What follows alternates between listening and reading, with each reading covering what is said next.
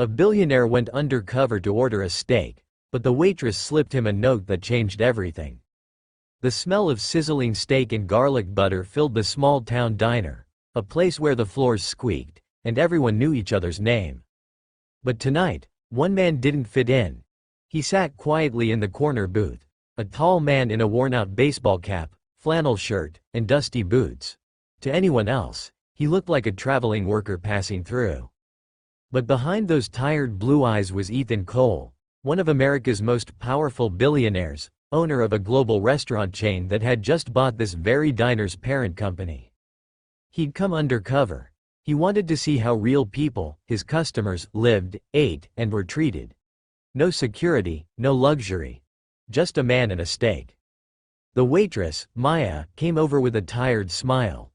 Her apron was stained, her hair tied back loosely. "Evening, sir. What can I get you?" "Just a steak. Medium rare," Ethan said, "and maybe some peace and quiet." Maya chuckled softly. "Peace and quiet's free with the steak, hun." She didn't recognize him, and that was the point. As she walked away, Ethan noticed something. Her shoes had holes. Her hands trembled slightly when she picked up plates. And when she thought no one was looking, she glanced toward the kitchen window, where a little boy, maybe 6, sat doing homework under a flickering light. That's when Ethan realized she was working a double shift and raising a child. He sat there quietly, thinking about how many of his corporate policies probably made life harder for people like her.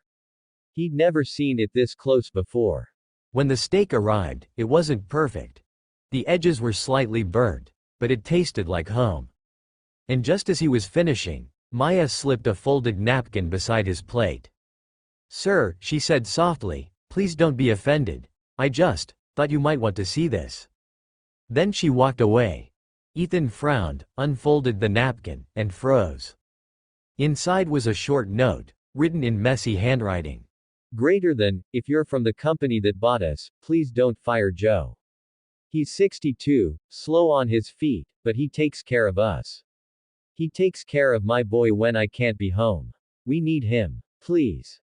Ethan sat there for a long moment, staring at the note. She thought he was a company inspector, maybe someone there to cut costs or lay off staff. And instead of begging for herself, she begged for someone else. He looked up. Joe, the janitor she mentioned, was sweeping near the door, his back bent, his steps heavy, but his eyes kind. He looked at Maya's boy, winked, and slid him a small candy. That tiny gesture broke something inside Ethan. All his life, he'd lived surrounded by people who smiled for money, who obeyed for bonuses, but here, in this little diner, kindness was given freely. He pulled out his phone and texted his assistant. "Greater than, cancel tomorrow's meeting. I've made a decision." The next day, Ethan returned, this time, in his real identity. A sleek car, a tailored suit, and 2 men following him with documents. The diner went silent. Maya dropped her tray. "Mr. Cole?" she stammered. "You're?" He smiled. "Yes. The guy who ordered the medium rare." She looked terrified, expecting bad news, but instead, he handed her a folder.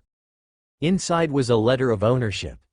Ethan had bought the diner back from the corporation, and signed it over to the staff.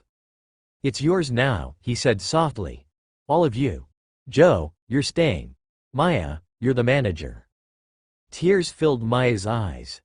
Joe leaned on his broom, speechless. The boy ran over and hugged Ethan's leg.